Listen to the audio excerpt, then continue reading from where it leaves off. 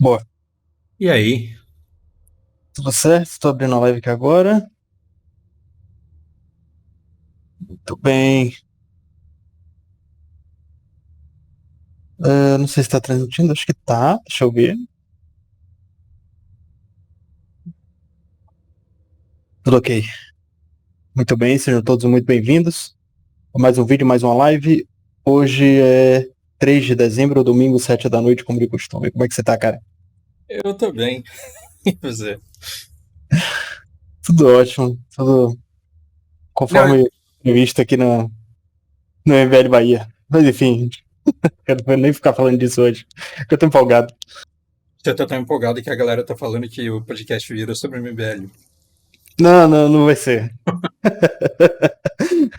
É, eu gosto de falar disso, eu sei que tem pessoas que gostam de saber como está a política nacional, e por eu estar participando muito ativamente de um grupo que está crescendo, eu sempre tenho vontade, eu sempre estou inclinado a falar disso, então se vocês não me segurarem, é para aí que a gente vai. Mas, Mas, cara, eu vivo falando da China, e até aí eu não posso falar, não vou falar da China, porque o podcast é sobre geopolítica.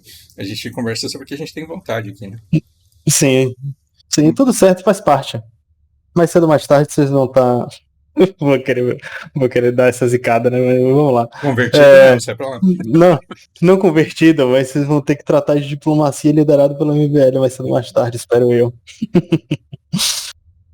Enfim, delírios à parte, vamos falar do mundo real, do que tá acontecendo hoje, que, Uhum. nossa, essa semana foi muito doida.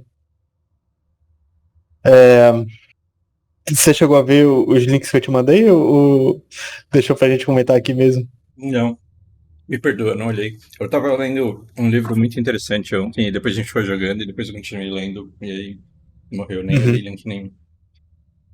tudo certo. É, tem uma coisa muito séria acontecendo hoje, acho que é melhor a gente começar por aí.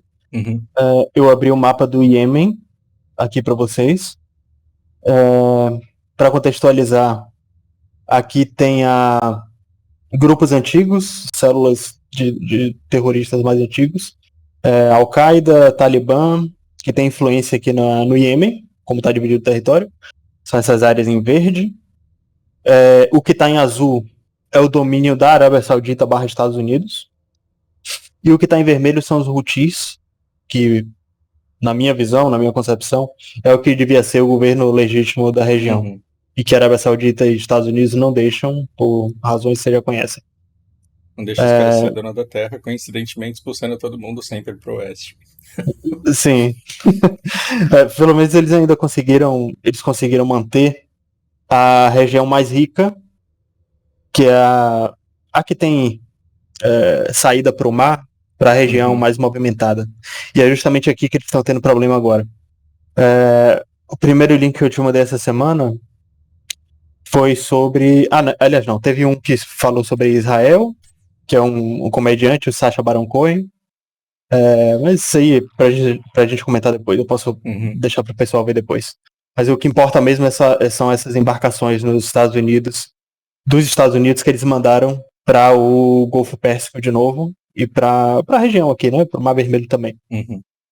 É, como eu comentei aí, a joia rara dos Estados Unidos, o porta-aviões Eisenhower tá passando perto do Golfo Pérsico, só que os Estados Unidos tinham dado um sinal de fraqueza muito forte depois que eles se afastaram da região. Então, tanto os árabes, mas eles não falam isso abertamente, Uhum. quanto os xiitas e os iemenitas, meio que eles entenderam o sinal de fraqueza e eles colocaram na cabeça que os Estados Unidos não iam voltar mais ali. Então, é uma afronta, é um absurdo na cabeça deles ver um porta-aviões americano ali de novo. O porta-aviões é uma base Uhum. militar Sim, móvel, né? Que móvel. tem milhares de soldados, jatos, Uhum. helicópteros, tudo pronto para bombardear um país. Então, aquilo que eu te falei, até o Farinazzo comentou essa semana, ele falou, em outras palavras, tudo que é vigiado pode ser bombardeado. Tudo que é vigiado é um alvo. Então, Uhum. se o Irã soltou as imagens dos drones filmando os porta-aviões, Isso quer dizer que o porta-aviões está no alvo dos drones pronto para ser abatido. Uhum. E aí, previsão porque pode acontecer caso o Irã escale, não sabemos. Não sabemos. Ninguém nunca teve coragem de afundar um porta-aviões dos Estados Unidos. É isso que eu quero dizer. Não tem precedente. Agora, o que o Iêmen está atacando aqui são fragatas, são embarcações. Ainda assim, são monstros marinhos. Uhum. Mas nada. São monstros marinhos que todo país tem. Todo país de grande porte tem. Então eles estão atacando embarcações e até embarcações que transportam containers americanas e israelenses são os maiores alvos. Você passa, porque toda embarcação tem uma bandeira e essa bandeira diz respeito a qual território aquele navio está sobre as leis. Uhum. Então, se você assassinar alguém em um navio que tem a bandeira dos Estados Unidos, você vai ser julgado em uma corte americana. Uhum. Então, é isso. Pela a resposta que tanto os israelenses quanto os Estados Unidos têm que dar é como se você estivesse atacando solo americano, solo israelense. Uhum. Então, isso está acontecendo agora, nesse momento. Poucas horas atrás, inclusive o Mar Vermelho está nos trends do Twitter. O mundo inteiro está falando disso, provavelmente o Jornal Nacional vai falar disso também. Uhum. Notícias para vocês verem aí. Agora, o que é que a gente tem a ver com isso, né? Porque a gente não tá nem aí pra guerra com o Oriente Médio, dos Estados Unidos, não tá nem aí, vírgula. Esse lugar aí, ele é extremamente importante pro mundo inteiro, né? Exato. Perfeito. Como Deixa eu que abrir o vai mapa chegar aqui os com o meus mapa negócios menor. da Shopee, né? É tipo isso, né? Uhum. Sim. O comércio do mundo inteiro fica mais caro se você atrapalhar uma rota marítima. E quanto mais importante a rota marítima que você atrapalhar, mais você para o mundo. Uhum. Quando fecharam o canal de Suez, que é basicamente a mesma coisa, o canal de Suez é só um lugar mais estreito para a mesma rota, o mundo inteiro ficou parado. Inclusive teve mais impacto comercial do que a crise da Covid. Ter alguns dias um navio tampando o canal de Suez. Então, tudo aquilo que a gente falou em outros papos sobre a segurança marítima está sendo garantida pela polícia do mundo, dos Estados Unidos e tal, isso fica comprometido porque todo mundo agora vai ter que investir em segurança. Todo navio de carga vai ter que ter outro navio de batalha fazendo a segurança. Claro que nem todos os países têm capacidade para isso. Tem muito país que não tem saída para o mar e vai ter que contratar serviços de Estados Unidos, pode ser de Brasil, da Marinha Britânica, da Marinha Francesa e de outros que eles tenham confiança para fazer isso, né? Aí vai do alinhamento político e ideológico. Agora, para além disso, a alternativa é dar a volta no sul da África. Ou seja, tudo vai demorar mais, vai gastar mais combustível, então vai ficar mais caro. Uhum. E alimento também cai na mesma regra, né? Porque com com o mercado globalizado, todo mundo dependendo de comida, de insumos, de matéria-prima, de bens de outros territórios, tudo tem que circular nas rotas marítimas, não tem saída. A gente ainda não inventou teletransporte. Uhum. Pra passar disso, tá muito longe disso, então esquece. Invariavelmente, a minha análise de primeiro momento, se ninguém parar os iemenitas, se ninguém parar o Irã também, que tá apoiando isso indiretamente, aí se especula que a Arábia Saudita pode estar fazendo vista grossa para isso também, porque quando a China veio aqui e pacificou, os iemenitas ficaram sem ter em quem atirar, porque eles estavam trocando tiro com a Arábia Saudita, certo? Uhum.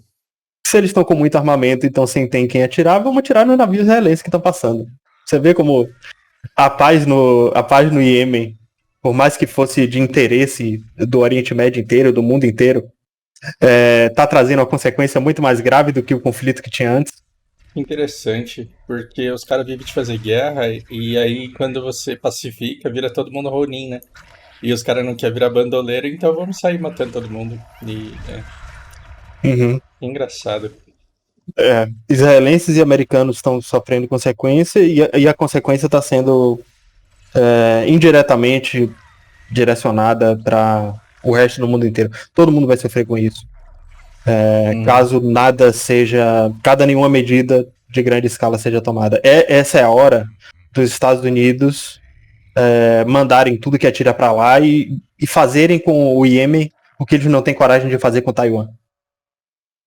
Dizer, agora a gente vai manter a posição de pé firme de polícia do mundo, ou senta para negociar, não sei como eles vão fazer. Mas você acha que isso vai rolar, ou você acha que o Irã ele pode se meter nisso? Como que é? Cara, eu não acredito que o Irã vai se meter nisso, não, porque o Irã também vai sofrer com isso. A população do Irã vai sofrer com isso. O Irã nunca vai admitir, mas é interessante para eles que os Estados Unidos tomem a providência contra o Iêmen. Interessante. O tabuleiro foi movimentado de uma forma muito diferente. E tudo pode acontecer, inclusive nada. E se os americanos colocarem as embarcações em volta do Iêmen, se ameaçarem o Iêmen, e os iemenitas não escalarem, eu acho que volta à normalidade. Essa é a melhor hipótese possível. Os Estados Unidos ameaçarem, o Iêmen abaixar a guarda e ficar assim. Mas de análise prévia do que eu acho que vai acontecer, eu acho que essa é uma previsão otimista demais. Os Estados Unidos não estão bem. Inclusive o Trump está aproveitando disso nesse momento. Ele estava discussando agora há pouco, falando de... Eu sou o único presidente sobre o qual não teve não sei o quê. Sim, e ele avisou. Meses atrás, ele falou, a gente vai ter um conflito no Mar Vermelho. O Iêmen está escalando. Aquela pacificação que a China fez, passando por cima de todos os protocolos da ONU e da influência dos Estados Unidos, vai dar ruim pra gente e pro mundo. E tá ficando claro que a China ela não quer, o interesse dela não é pacificar, é dominar do jeito que ela não seja culpada, não é? Não é assim? Sim. Ou seja, não é que ela não quer treta, ela não quer uma treta que a culpa seja dela. Basicamente isso. Interessante essa visão, mas é por aí. Vamos ver como é que o mundo vai lidar com isso. Tem bastante coisa, deixa eu dar uma olhada aqui. Eu quero saber da pneumonia lá. Certo, vamos para essa. Parece que está tendo uma crise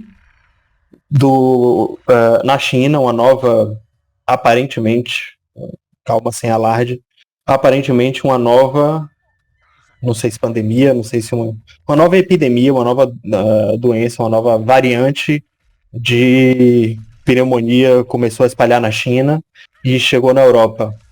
Só que, muito diferente da Covid, ela ataca as crianças, e isso é melhor para a economia. Vou explicar por quê. As crianças têm mais tendências a pegar mais doenças por causa do sistema imunológico que não está completamente formado. Tá pronto. Isso. Só que, ao mesmo tempo, elas têm uma capacidade de recuperação muito maior. E por elas não serem membros produtivos da sociedade, eu acho que não vai impactar assim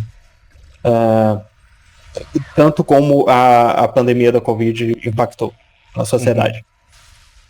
Então, não vai ter, eu acho que não vai ter grande alarde para isso, está muito melhor controlada.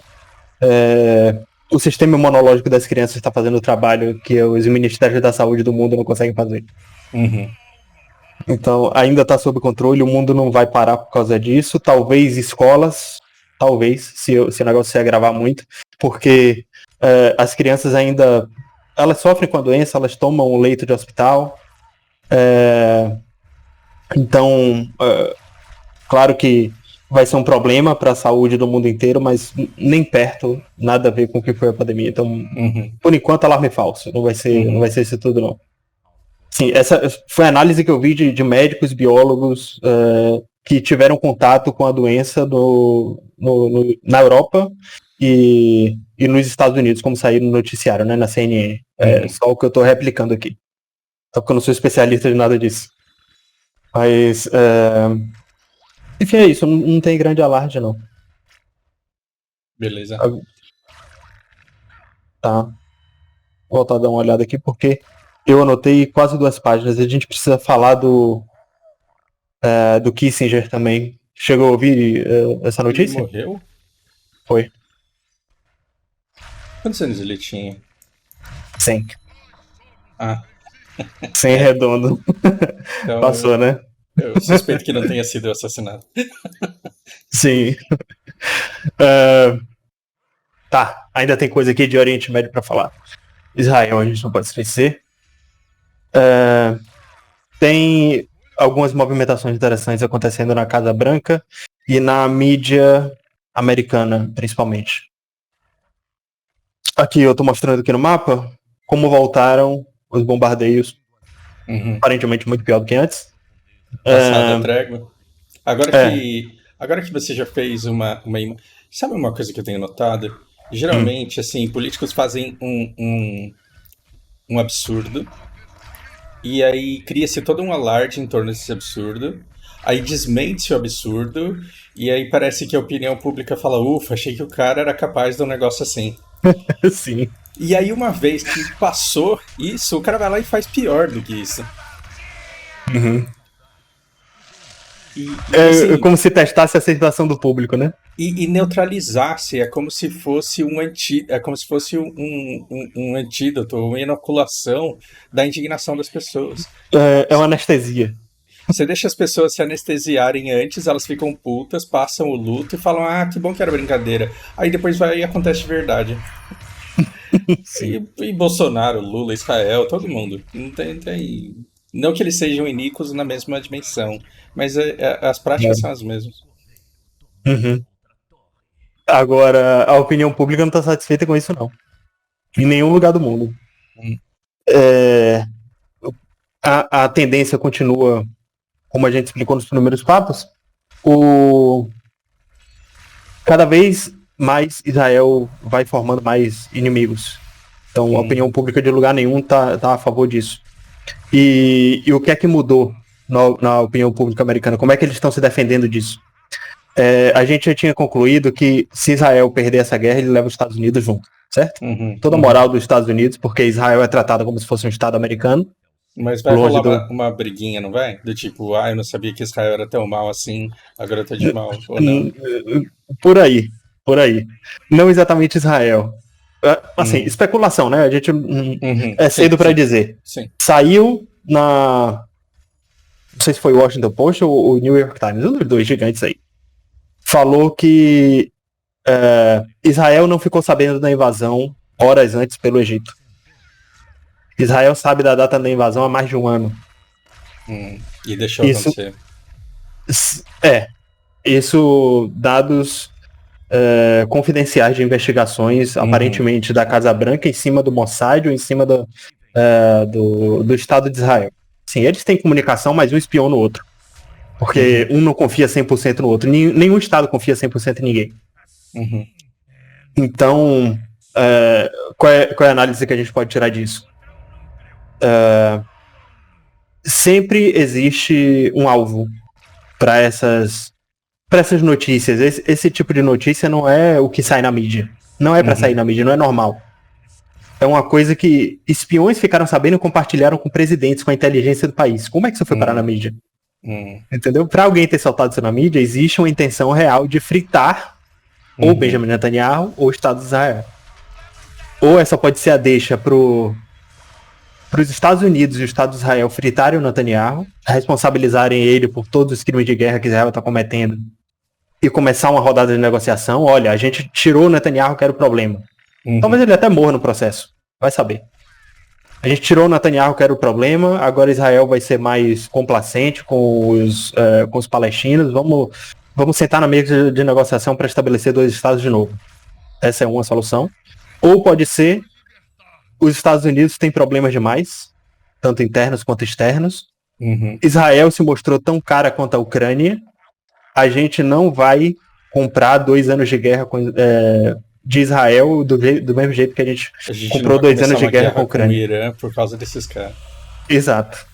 Essa pode ser a desculpa para a Casa Branca estar virando as costas para o Netanyahu ou para Israel de uma vez só. E aí, de que lado que o Rock fica? Dos Estados Unidos ou do Israel? Do Brasil. Do Brasil, espero eu. Oportunidade para isso ele tem. Mas sei lá, pergunta para ele, né? Não, eu fiz uma pergunta arrombada, né? Porque com raiva de mas eu adorei. aqui. Mas sim, aqui mostrando o mapa, dá pra ver que estagnou, mesmo depois que o cessar-fogo acabou. Israel tá bombardeando o norte de Gaza novamente. O mesmo norte de Gaza que ele disse que estava completamente dominado. Uhum. E do mesmo norte de Gaza que ele disse que estava dominado, estão saindo ataques do Hamas contra a população israelense. Uhum. Estão caindo bombas em Israel, de mísseis, de morteiros, de integrantes do Hamas, e estão saindo do norte de Gaza. Até porque o sul não tem esse alcance. Eles estão bombardeando bastante algumas posições estratégicas aqui da estrada, os israelenses, da principal via que divide o norte e o sul de Gaza, para dividir a população, como se dissesse, quem desceu, desceu, quem ficou no norte vai ser bombardeado, invadido e não quero nem saber. Uhum. E tem uma invasão acontecendo no meio de Gaza com equipamento pesado também, tanques.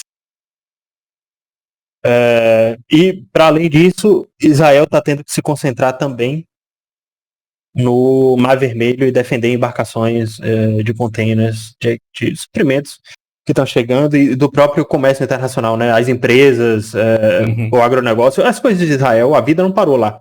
Sim. Então eles precisam sobreviver até para sustentar o conflito. Então eles estão tendo que gastar com defesa tanto dentro do território, com a Palestina, quanto no mar e no norte também. Eles estão numa trocação muito franca com o Hezbollah, e até as colinas do Golã estão sendo bombardeadas. Existem planos, sempre existiram, né? Desde que Israel tomou as colinas do Golã, Hezbollah, Líbano e os sírios têm interesse, têm vontade de retomar. E eles estão bombardeando algumas posições lá também. Do mesmo jeito que estava antes do cessar-fogo começar, o Líbano permanece. Ele tá tomando bomba e não tá entrando na guerra, assim, de fato, sabe? Ele tá na guerra, mas ele não tá respondendo, ele tá só tomando. A opinião pública tá putaça com isso e não sabemos até onde isso vai. Eu queria saber nesse conflito todo se como que estão os campos de extração de óleo e gás no mar. E Faço a eu menor queria ideia. saber se isso está sendo conversado, se está sendo negociado. Porque o que vai pagar essa guerra toda, né? Você tem que sufocar o outro, e uma boa maneira de sufocar o outro é não deixar ele extrair gás e petróleo de onde ele pode para vender. Sim. Eu não faço a menor ideia, eu não vi notícias sobre isso, não. Eu posso pesquisar. Confesso que essa semana, até várias horas do tempo que eu tenho para pesquisar para cá, eu gastei coletando assinatura para a fundação do partido. Então, mesmo sem eu pesquisar, chegou muita coisa em mim espontaneamente pelo Twitter. Sem eu procurar, tá aparecendo nos grupos que eu tenho. Mas de toda a informação que eu trouxe hoje, chegou assim. Eu não fui atrás de nada essa semana. Entendi. Tem a COP28 também, vamos falar disso, que aí a gente já dá a volta e encerra com o que isso já. A COP28 é uma... Deixa eu passar isso. Vamos botar o mapa aqui em cima do Brasil, aí, que faz mais sentido. É uma reunião para os países em questão falarem sobre o aquecimento global e as crises climáticas, como eles vão lidar com isso. Ela foi solenemente ignorada por alguns dos mais poderosos. O Biden, o Xi Jinping e o Putin não apareceram. A reunião está acontecendo na Arábia Saudita. Lula e Marina foram lá defender o lobby ambientalista da Amazônia, né? Tentar conseguir algum fundo que... algo além do que o governador do Amazonas está pedindo, se eu chegou a ouvir isso. Não. O governador do estado do Amazonas está cobrando royalties da Amazon, do Jeff Bezos. Fez até um vídeo institucional. Foda-se. Você está usando Amazon, é o nome do meu estado. Quero dinheiro. Eu vou lhe passar esse vídeo depois. Vou até colocar na descrição para gerar ódio e indignação de vocês. É. Eu nem sei se o cara é do PT, mas pela inteligência pode vir de qualquer lado, né? Não sei. Amazonas, governador do Amazonas, aí vocês pesquisam isso. Ficou nos trends um bocado de tempo aí. Fizeram um vídeo institucional muito bem feito, muito caro, aparentemente. Com certeza as imagens que foram usadas ali foram muito da caras. Só que, sim, absurdo, né? Pedindo pro Jeff Bezos visitar a Amazônia e pedindo dinheiro pra usar o nome Amazon na empresa dele. Nessa altura do campeonato. Aí surgiram um monte de memes paulistas falando: ô, drogaria São Paulo, cadê meu dinheiro? Tinha. E vários outros. Eu tô lendo um livro da China e teve um negócio que não me soou estranho, eu acho que alguma vez você já deve ter me falado. Os chineses, eles, na maior pachorra, assim, do tipo, os caras ficam querendo cobrar direito autoral por tecnologia de chip, e a gente inventou o papel e nunca cobrou nada de ninguém. Sim. Eu achei isso maravilhoso. Bom demais. Mas sim, vamos falar do assunto sério lá. Lula e Marina estavam lá no lobby ambientalista para defender, para tentar aumentar o fundo da Amazônia, né? Uhum. E esse é um dos poucos palcos, assim, das relações internacionais, um dos poucos palcos diplomáticos que todo mundo para ouvir o Brasil. Isso não é necessariamente para alfinetar o Bolsonaro, mas eu faço isso sempre que eu posso, né? O Bolsonaro foi o primeiro presidente que conseguiu participar de uma COP e reduzir o fundo da Amazônia. Ele saiu com menos dinheiro do que entrou. Porque assim, em tempos de paz, acontece uma medição de pau entre os países para ver quem se importa mais com o meio ambiente. Quem dá mais dinheiro para a Amazônia. E mesmo assim o Bolsonaro conseguiu sair com menos, né? Mas assim, agora, como já era esperado, as doações estão sendo bem tímidas, na casa dos milhões de dólares. Eu acho que o maior que eu vi, até a última notícia que eu vi, foi da Inglaterra, ou foi o Reino Unido inteiro, que deu 200 milhões para a Amazônia. Isso pro tamanho que é o negócio, pro tamanho que é o problema, com as queimadas e tudo, isso é muito tímido. Uhum.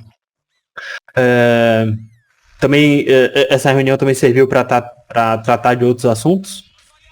Acordo Mercosul e União Europeia, para surpresa de 0 pessoas, o Macron barrou mais uma vez para defender o agronegócio dele. Assim, você pode falar que o Macron é um cretino, a gente já deu muita porrada na França, mas isso é o esperado de qualquer chefe de Estado. Na posição de qualquer liderança, ele não... qualquer liderança não sacanearia o próprio PIB, sabe? Se ele se abrir completamente para o Brasil, o agronegócio francês vai ter que gastar muito mais, o produto vai ficar muito mais barato, então não faz sentido para ele. Nem esse lobby de dinheiro para a Amazônia, ele não é errado da nossa parte. O errado é você se comprometer com coisas que você não pode cumprir sem foder todo mundo, né? Sim. Sim, e quando a gente falou da Marina, do quanto que ela apanhou do Lula e mesmo assim aceitou estar no ministério dele, é para isso aqui. É para receber esses milhões de dólares. Teoricamente é para ela cuidar da Amazônia, mas não sei o que ela faz com a grana, que ela dá bastante para a ONG, né? Os zongueiros do norte do país. Mas enfim, para além disso, o Brasil foi convidado a participar da OPEP, com o status de observador. Esse status é interessante porque o Brasil não se compromete com nada. Ele não toma decisões, né, no quanto portanto não leva culpa, e hoje em dia é muito perigoso você levar a culpa e ser fraco. Sim. O quanto vamos extrair de petróleo do mundo, a OPEP no caso.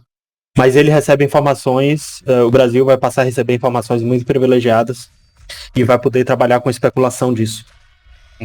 O Brasil vai saber antes quando a Arábia Saudita vai limitar a extração de petróleo e sacanear os Estados Unidos. Entende? Então é uma posição muito interessante. Nessas horas, cara, é até duro falar isso, mas é nessas horas que o Lula brilha. Que ele é um rato de esgoto do caralho, e ele consegue enganar todo mundo, fazer todo mundo de trouxa. O Brasil não mudou nada, absolutamente nada, do Bolsonaro pro pro petismo. Só que Mas tá com uma ele roupagem linda, né? Tá com uma imagem amor. consegue entrar e sair de qualquer lugar. Uhum. Todo mundo come isso aí, velho. Paciência. O cara é bom chefe de estado, fazer o quê? Sim. A Venezuela também foi assunto, né? Lula disse que vai fazer de tudo para evitar uma guerra. Tá em contato com a Guiana e mandou o Celso Amorim para Venezuela. Veículos militares da Venezuela começaram a aparecer pintados com o mapa da Venezuela e Essequibo anexada. Eles já estão fazendo exercícios na fronteira de larga escala, já estão invadindo espaço aéreo, essas coisas. Que amedronta qualquer um, né? Você vê um jato esquisito passando em cima dos seus territórios já, né? E você não tem coragem de abater, não pode fazer nada. Então a Guiana tá desesperada pedindo ajuda do Brasil. O Brasil tá mandando tropa para cá. É até interessante mostrar isso aqui no mapa, porque toda essa região, deixa eu ver se consigo botar aqui o relevo. Gente, o Lucas posta esse vídeo também no canal dele. Vocês podem olhar o mapa que ele tá mostrando lá no canal dele. Aqui é só Murquinho, mano. Você tá jogando um pouquinho aí, né? Então, aqui, ó, tá vendo que toda essa linha pontilhada é a fronteira da Venezuela com a região de Essequibo. Que é isso aqui. Tá vendo que a Guiana é dividida em duas? Essa parte aqui é onde foi descoberto vários bancos de petróleo que ninguém estava esperando, né? E é o mesmo petróleo que descobriram aqui na Amazônia, da mesma origem. Então, a Venezuela já tinha... A gente já explicou isso em outros papos, mas é bom repassar. A Venezuela tinha acordado que essa região podia ficar com a Guiana. Foi um acordo que foi feito até no século passado e que o presidente que ficou antes do Maduro, que tentou dar um golpe de Estado lá, esqueci o nome dele, Hugo Chávez. O Chávez negociou e deixou para a Guiana essa região. E aí depois que descobriram o petróleo, agora o Maduro está dizendo que sempre foi dele. Então, essa região que faz a fronteira aqui é bastante montanhosa. E aqui no Brasil, já na Amazônia brasileira, tem um território que é muito propício para passagem de tropas e veículos. É muito melhor do que a região montanhosa da Guiana, que para a Guiana seria muito mais fácil defender. Ainda assim, se eles tiverem alguma chance, com certeza é se o Brasil não deixar o Maduro passar. Então, o Maduro tá colocando cada vez mais tropas na fronteira com o Brasil também e vendo como é que o Brasil reage. É como se ele tivesse perdido permissão para passar sem falar nada.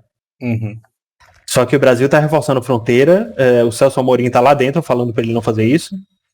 E a gente tá mandando cada vez mais soldados para lá. Não tem grande contingente, não chega na casa dos milhares ainda. Mas. Não vai deixar nossas calçadas sem pintar a zoeira. Não sei, não sei.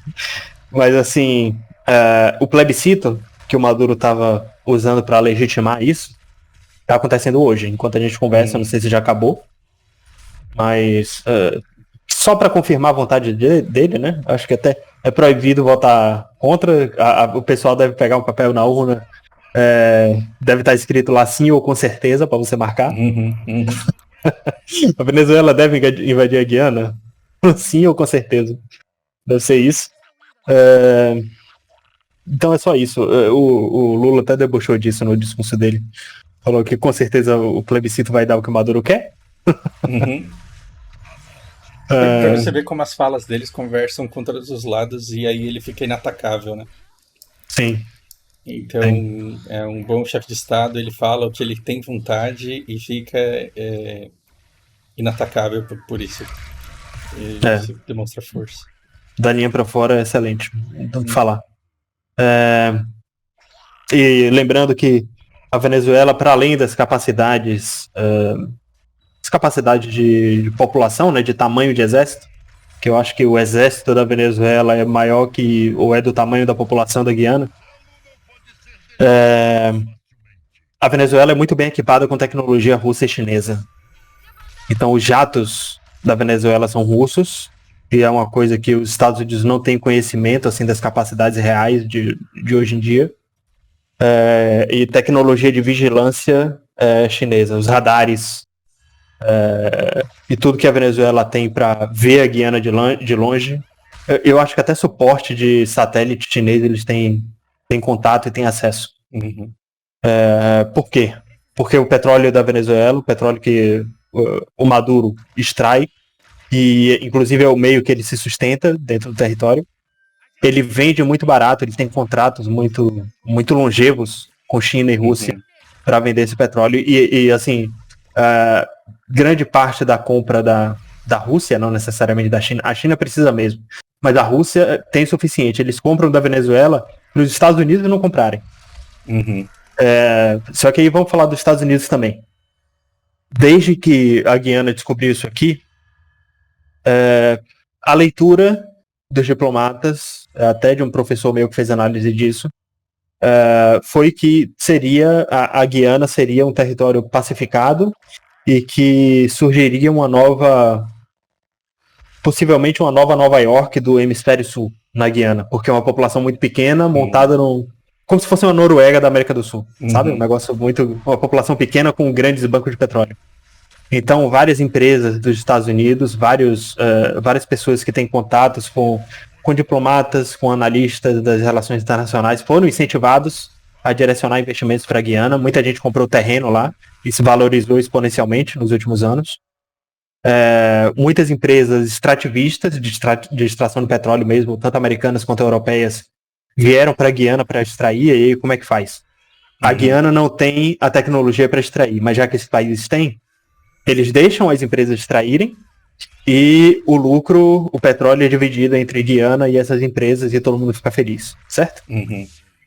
Então, por ser uma fonte de riqueza muito grande da Guiana sendo dividida com os Estados Unidos e com a Europa, a OTAN está sendo incentivada, é papel da OTAN defender a Guiana se eles quiserem expandir os interesses, porque assim, a OTAN se compromete a defender membros da OTAN. A Guiana não é membro da OTAN, só que se eles considerarem que as empresas são de suma importância para a soberania nacional desses países, mesmo estando em outro território, existe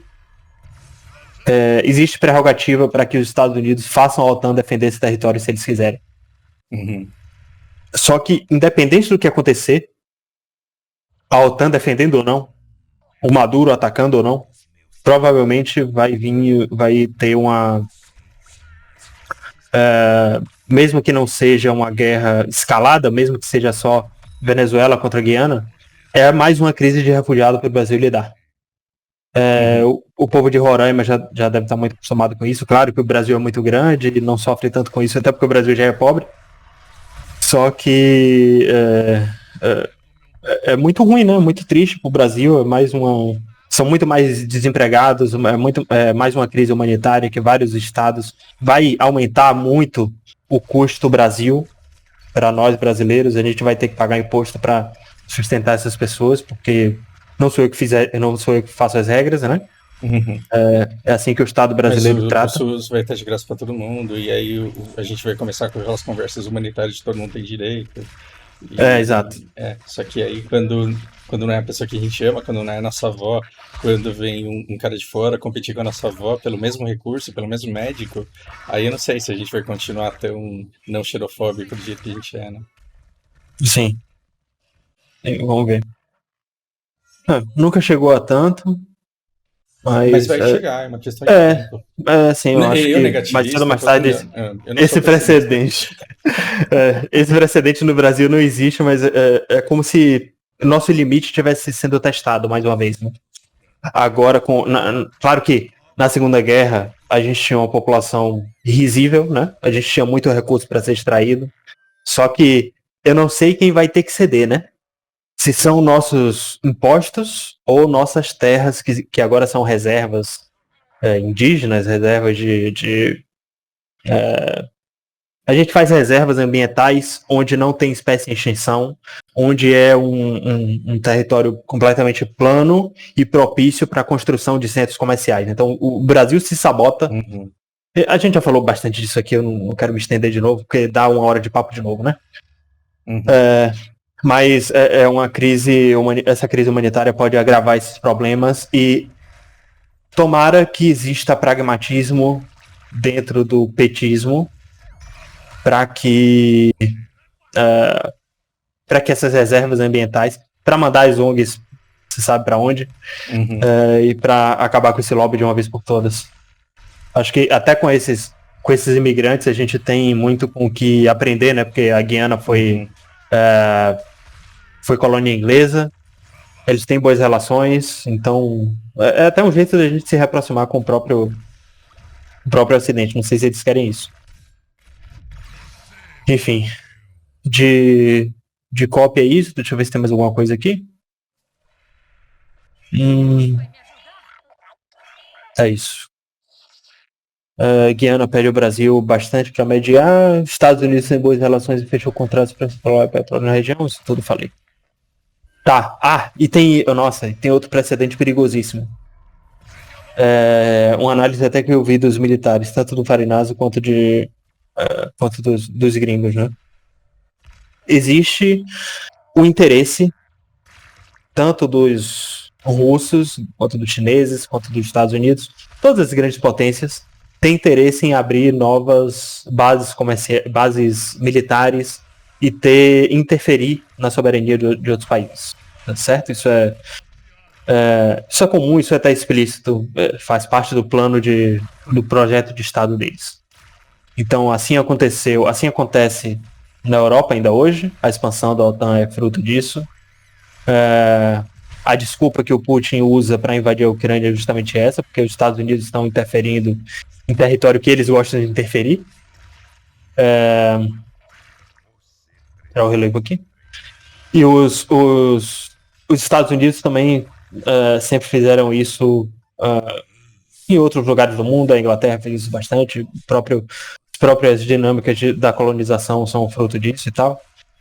Então, da mesma forma que os Estados Unidos estão cogitando abrir uma base militar na Guiana, uma vez que eles se eles se propuserem a defender a Guiana, isso vai ser necessário, né? O Maduro também quer. Não sei se ele quer exatamente, assim. Mas existe interesse para que a defesa e a influência da Venezuela seja expandida na América do Sul. E pelo comportamento do Maduro atual, ele pode aproveitar esse precedente que os Estados Unidos podem abrir, colocando bases militares na Guiana, para ele convidar Irã, Rússia e China para abrirem bases militares na Venezuela. Já existem eventos militares que acontecem entre esses países, porque eu nem sei se a Venezuela também está na OSCX. Eu acho que não tenho certeza. Enfim. Mas existem eventos que eles usam para fazer comparativos, para ver desempenho dos equipamentos militares de tanques. Tem desfiles de tanques com iranianos, chineses e russos que acontecem na Venezuela. Então já existe uma aproximação militar entre esses países, e esse precedente de abrir base militar na Guiana pode incentivar o Maduro a fazer isso também.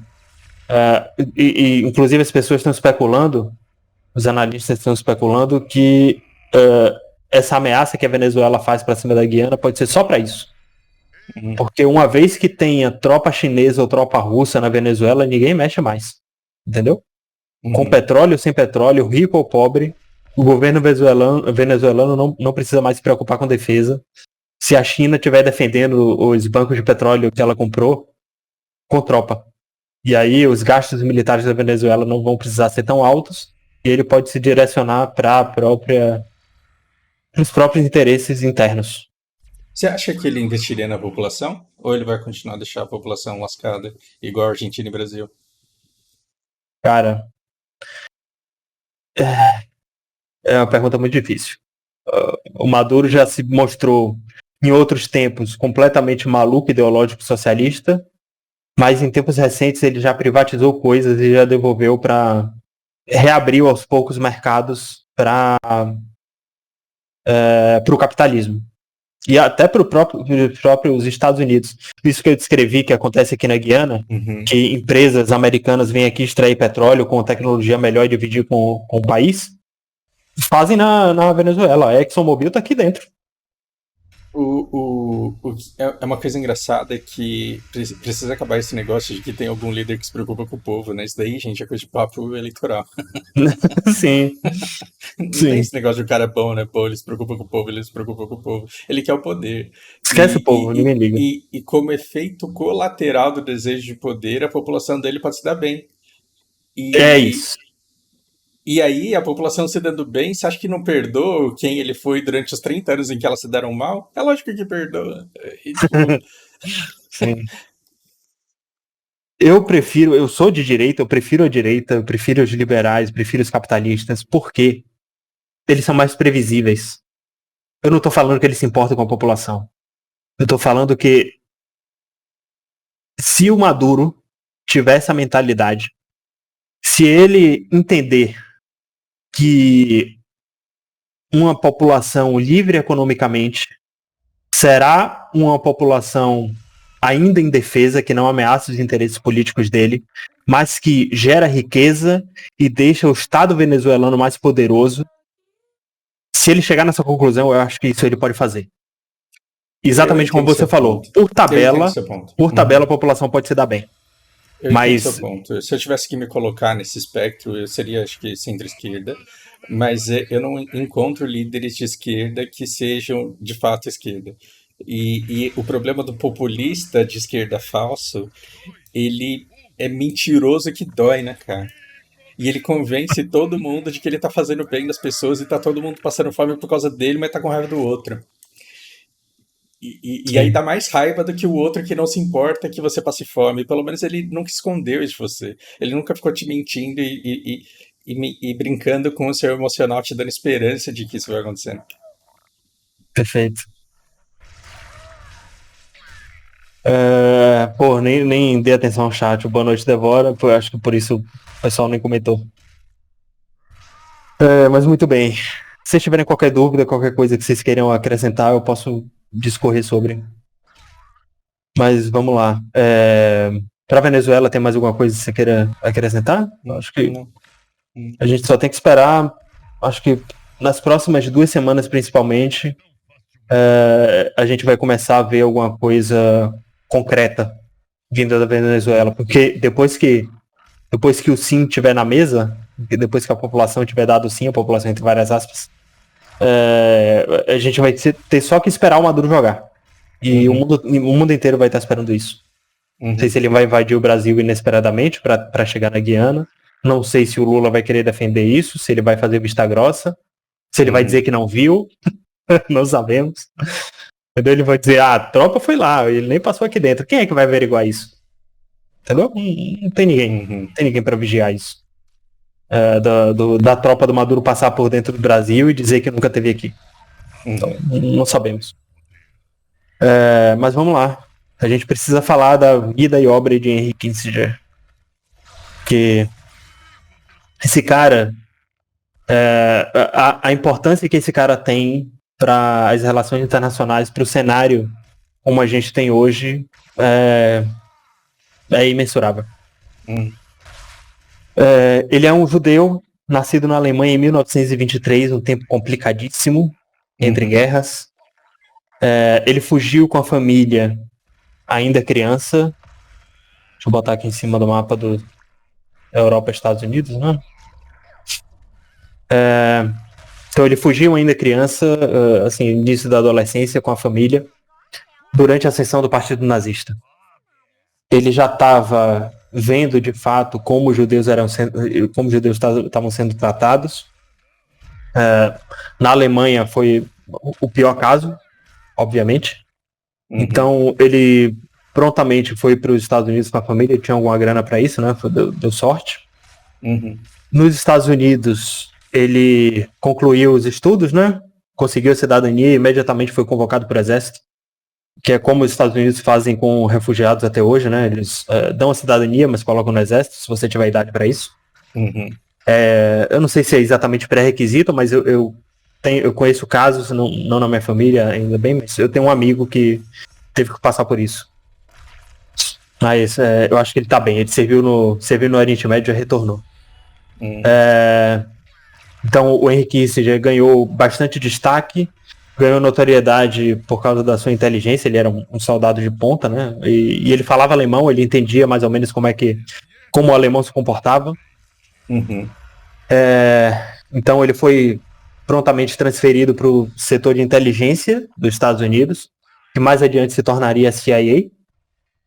Ele trabalhou na desnazificação da Alemanha, ele subiu patente de exército e foi para a inteligência, então naturalmente ele ganhou o status de liderança e já demonstrou um talento de negociação, de diplomacia. Então, para manter boas relações para aqueles que governariam a Alemanha e para hoje a União Europeia ter boas relações com os Estados Unidos, ao Henry Kissinger que todo mundo deve. Ele ajudou a caçar também integrantes da Gestapo e da SS, políticos nazistas também fugitivos. Nos Estados Unidos, depois disso tudo, ele se formou em ciência política em Harvard. E uma coisa interessante que aconteceu, ele fez a faculdade estabelecer um limite para palavras em um TCC. Até hoje ninguém pode fazer um trabalho maior que o dele. Pois é, que babaca, né? Ele fez um doutorado que estabeleceu o conceito de legitimidade reconhecido pelos Estados modernos. Muito do que a gente fala sobre soberania e legitimidade que a gente diz sobre as pessoas que nasceram ali terem direitos a construir o próprio governo, a decidir que tipo de informação pode ser produzida ou disseminada, quais produtos podem entrar e sair, todos esses conceitos que dialogam com a soberania dos países, ele cunhou no doutorado dele, e os países respeitam isso até hoje. Ele fez amizade com o Richard Nixon. Ele começou... ele não teve uma carreira política. Eu não sei se ele chegou a ser deputado, essas coisas, mas o que eu sei é que ele se aproximou logo dos que estavam disputando a presidência. Ele se aproximou do Rockefeller. Até tentou emplacar o Rockefeller na presidência da República dos Estados Unidos, mas não conseguiu. Então ele abraçou o Nixon e acabou virando o maior conselho do presidente Nixon. Ele foi secretário de Estado entre 69 e 75. E depois disso, todos os presidentes e secretários de Estado americano foram pedir conselhos pro velho. Então essa é só o respeito que ele tem pelos Estados Unidos. E até hoje, né? Pouco tempo atrás, eu assisti uma palestra dele eu não sei se ele já tinha 100 ou 99 anos. Então ele estava inteiraço, lúcido. Ele ainda conseguia subir em um palco e falar por algumas horas. Ele foi responsável também durante o mandato Nixon, né? Só para você ter noção de como os Estados Unidos se posicionaram. A gente está falando de Guerra Fria, foi quando os Estados Unidos se consolidaram como polícia do mundo, com uma hegemonia global. Foi tudo sob a asa desse cara. Ele foi responsável pelo isolamento diplomático da União Soviética. Ele teve a inteligência de manter boas relações diplomáticas e comerciais com todos os países em volta da União Soviética. Sabe, aquele medo era real. Claro, a União Soviética foi um desastre, se mostrou isso, mas na época ninguém tinha certeza. Ele foi responsável por deixar todos os países em volta com medo da União Soviética. Então, até a aproximação com a China ser capitalista hoje, o Deng Xiaoping, a pessoa que influenciou o Deng Xiaoping e até o Mao Tse Tung antes de morrer a negociar com os Estados Unidos foi o Henry Kissinger. Ele dizia, até na campanha do Nixon, que jamais negociaria com esses comunistas, sabe? Com comunista de lado nenhum, nem chinês, nem soviético. Mas ele fazia viagens secretas para esses países. O que mais que eu... Isso tudo... material de estudo, eu consultei até anotações que eu fiz durante a faculdade para contar isso tudo para vocês, que eu não tinha de cabeça, confesso. Então ele é responsável por todas essas aproximações e, mais importante ainda, ele negociou o fim de vários conflitos, Laos, Camboja, Vietnã, Israel, e ele até ganhou um prêmio Nobel da Paz por esses feitos. Muitos o veem como herói por causa disso, né? Mas assim, existem controvérsias. A verdade é que ele ajudou a resolver muitos desses conflitos, mas essa é a história contada pelos Estados Unidos, né? Vários o veem como demônio, porque enquanto ele era conselheiro desses presidentes americanos, os Estados Unidos também iniciou vários outros conflitos, no leste europeu, no Sahel, no norte da África e no Oriente Médio, principalmente. Os Estados Unidos sempre grampearam todo mundo, colocavam espiões em tudo que é instituição, e isso se faz por meio da diplomacia. Quando você coloca embaixadas, consulados em outros países, depois que o secretário de Estado, as Victoria Nuland, os Anthony Blinken, esses nomes que a gente está habituado a falar dos Estados Unidos, que visitam a Ucrânia, visitam o Oriente Médio, visitam a Arábia Saudita e a Rússia, esses são... É tudo da escolinha Henry Kissinger de negociação e de infiltração. Então, ele esteve envolvido na Operação Condor, nas ditaduras de toda a América do Sul, na fundação e na expansão do território de Israel, do Estado de Israel, e até os próprios lugares que ele pacificou, Vietnã e Camboja, caiu muito na palme antes dele aparecer de santo lá, né? Então, ele é uma figura muito controversa, inteligentíssimo. Gostando dele ou não, a gente tem que respeitar e estudar o cara, porque tem uma característica que muito presidente americano não tem. E se ele não existisse, o mundo seria outro. Eu não sei se seria melhor ou pior, mas com certeza seria muito diferente do que a gente tem hoje. Então, a gente deve ao cara, não tem jeito. Muito bom. E para isso eu concluo essa... E quem Posso que ocupa falar o homenagem? lugar? E quem que ocupa o lugar dele agora? Hoje, o secretário de Estado dos Estados Unidos, eu não sei se é o Anthony Blinken ou se é aquele outro...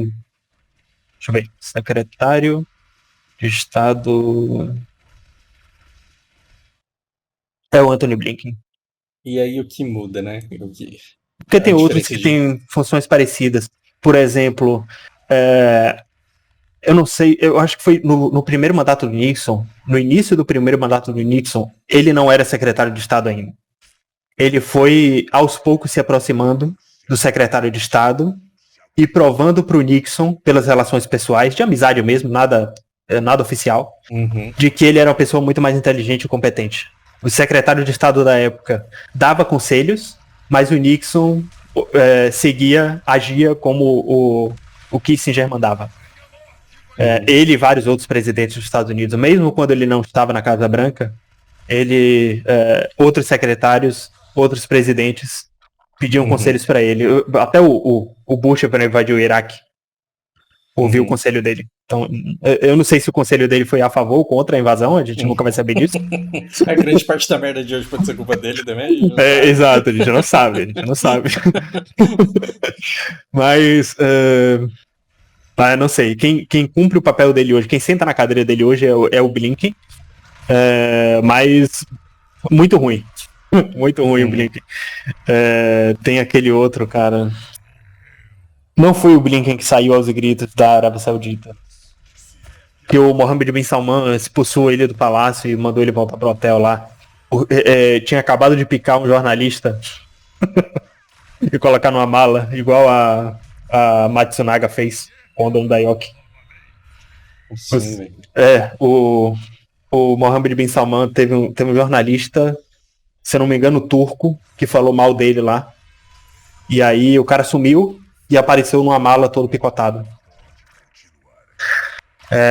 E foi na mesma época que um agente da Casa Branca foi conversar com ele sobre e não conseguiu nada, saiu aos gritos, saiu com o rabo entre as pernas. Né? A Arábia Saudita, que muito baixou a cabeça, que extraiu petróleo, a quantidade de petróleo influenciada pelos Estados Unidos, que só negocia em dólar por causa de acordos pré-estabelecidos com os Estados Unidos, desrespeitou os Estados Unidos completamente. Quando ele manda um secretário dos Estados Unidos para fora, ele tá mandando os Estados Unidos para fora. Ele não quero conversar com vocês mais, com vocês que falam inglês. Quero conversar com o chinês agora. Né? A Arábia Saudita oficialmente mudou de lado. Então, eu acho que esse é o tipo de coisa que não aconteceria na mão do Kissinger. Então, ladeira abaixo para os Estados Unidos agora. Né? Enfim, vão ter o que merecem aí. É até bom que a diplomacia dos Estados Unidos esteja meio perdida, porque deixa um vácuo de poder que o Brasil pode tentar ocupar, né? É que a gente está com pelo menos um chefe de Estado que para isso é bom. Se os Estados Unidos não fizeram questão de participar da COP, o centro das atenções foi a porcaria do Lula. E olha que interessante, a gente pode sair beneficiada como um efeito colateral no interesse do... Com toda certeza. Eu falei da Operação Lula, Condor. Falei da Operação Condor. Continuar forte. Quem colocou Milton Friedman e Pinochet na mesma sala foi o próprio Kissinger. Quem incentivou o golpe de Estado na Argentina foi o Kissinger. Quem deixou a América Latina desestabilizada e desunida com Mercosul e Unasul, duas instituições internacionais que não funcionam, foi o Kissinger. Então é muito bom que não tem um cara como ele mais. Pro Brasil é excelente. Cara, o papo de hoje por mim tá tranquilo. Não, pra mim tá mais que bom. Eu continuo sem grandes novidades, sendo o péssimo interlocutor de sempre, mas sempre muito curioso. E com uma semana leve por não ter que ficar pesquisando isso pra me inteirar. E é interessante, porque vira e mexe algum aluno meu vem com uma vontade especial de saber sobre geopolítica e eu me sinto muito seguro pra falar, sabe? E é muito gostoso. É bom estar à frente do quem. Eu já adiantei bastante coisa, né? Notícias sobre o Mar Vermelho, que vocês vão receber agora. Se os preços vão subir ou descer, ninguém sabe, mas se subir eu falei antes. E a crise humanitária que pode começar em Essequibo, eu tô falando há, sei lá, 3 semanas. É bom tá. Nada que a gente possa fazer, né? Eu vou estar tão lascado quanto vocês. Tão lascado quanto as pessoas que não sabem nada, mas. O dia que spawnar um monte de estrangeiro e todo mundo fala, nossa, do nada. Assim... Do nada não. O máximo que eu vou poder falar eu avisei, mas não tem como mudar nada disso. A gente pode ser o chato do eu avisei. Sim, cara, muito obrigado por mais essa. Pessoal, maravilha. Desculpa não ter dado atenção a vocês. Eu tô com a cabeça muito cheia de coletar assinatura, eu tenho coisa pra fazer. Nossa, coisa que eu não posso procrastinar. Eu tenho que preencher ficha pra entregar o coordenador até terça-feira. Amanhã eu faço isso. Mas enfim, eu tô com uma semana bastante ocupada e por isso eu não tô me estendendo muito, não tô estudando tanta coisa assim. Mas sempre que a semana for muito movimentada, eu trago aqui pra vocês. Muito obrigado pela atenção de sempre e até a próxima. Até, valeu, obrigado. Eu ainda fico aqui porque eu tô pra jogo. Ver quem tá online, quem está jogando, o que estão jogando.